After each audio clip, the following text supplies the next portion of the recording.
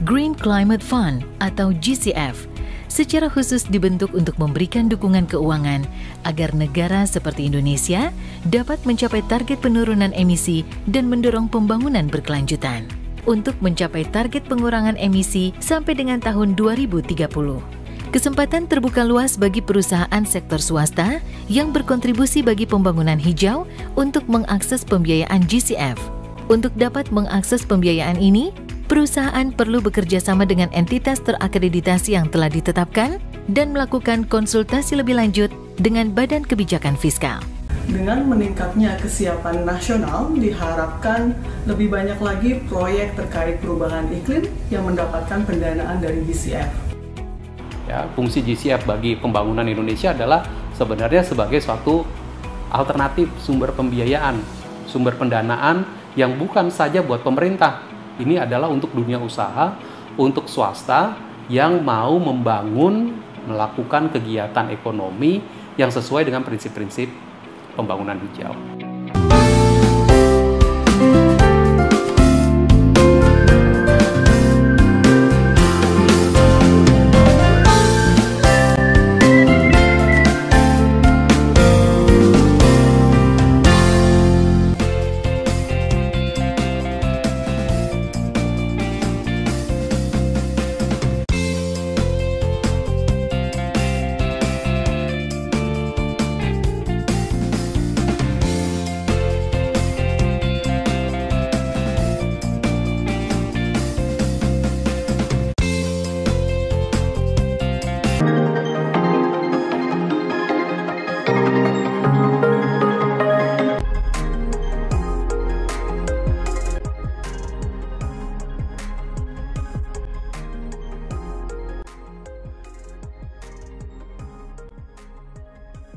Sumber energi fosil tuh sangat berbahaya buat lingkungan, kayak sumber air bersih, rusaknya ketahanan pangan, dan juga lingkungan tempat kita dapetin sumber-sumber makanan kita dari alam. Di setiap lampu yang nyala di seluruh dunia, di setiap keramaian lalu lintas dan kemacetan, dan di setiap distribusi perdagangan di seluruh dunia, ada harga nggak kasat mata yang harus dibayar sama peradaban kita, yaitu kerusakan lingkungan yang bisa jadi bencana ekonomi di masa mendatang.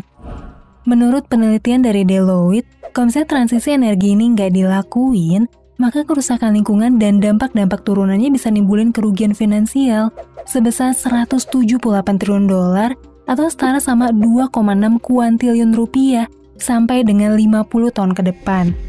Solusinya kan tinggal kita ganti aja sumber energinya. Dari yang tadinya bersifat terbatas dan ngerusak lingkungan, jadi sumber energi yang terbarukan dan lebih ramah lingkungan. Yap, solusinya tuh emang transisi energi.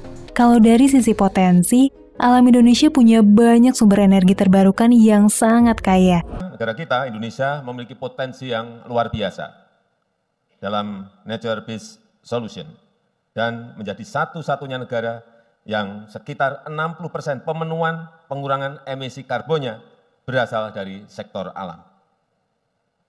Di catatan saya ada kurang lebih 3 ton CO2 potensi kredit karbon yang bisa ditangkap. Dan jika dikalkulasi, potensi bursa karbon kita bisa mencapai potensinya 3.000 triliun rupiah, bahkan bisa lebih. Sebuah angka yang sangat besar, yang tentu ini akan menjadi sebuah kesempatan ekonomi baru yang berkelanjutan dan ramah lingkungan sejalan dengan arah dunia yang sedang menuju kepada ekonomi hijau. Karena memang ancaman perubahan iklim sangat bisa kita rasakan, yang sudah kita rasakan, dan tidak kita boleh main-main terhadap ini. Kenaikan suhu bumi, kekeringan, banjir, polusi, sehingga dibutuhkan langkah-langkah konkret untuk mengatasinya. Mau sampai kapan kita nyanyain potensi alam negara kita yang justru diberkahi banyak sumber EBT yang jadi tren di masa depan? Pada akhirnya kita harus sadar bahwa ada saatnya kita harus ngelakuin perubahan demi ngeraih tujuan yang jauh lebih besar dan jauh lebih bermanfaat buat jangka panjang. Para calon investor disebut banyak menanyakan kesanggupan Indonesia menyediakan energi hijau sebelum mereka menanamkan modalnya di IKN. Jika Indonesia sanggup menyediakan energi hijau, maka para investor akan semakin yakin untuk menanamkan modalnya di dalam negeri.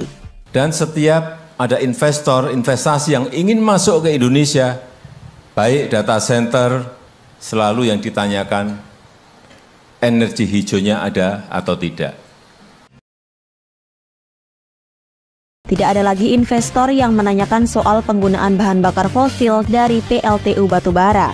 Ya, nggak ada lagi yang menanyakan saya mau pakai PLTU dari batubara. Enggak. Di sisi lain, Jokowi menilai Indonesia memiliki potensi dan kekuatan besar untuk menyediakannya dengan memanfaatkan sumber daya alam. Namun, di tengah tantangan ini, PT Pandu Wijaya Negara hadir untuk memberikan solusi merestorasi keberlanjutan lingkungan.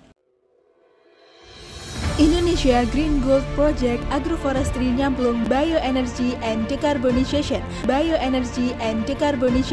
menjadi langkah konkret yang diambil, tidak hanya memperkuat ekosistem, tetapi juga memberdayakan masyarakat lokal.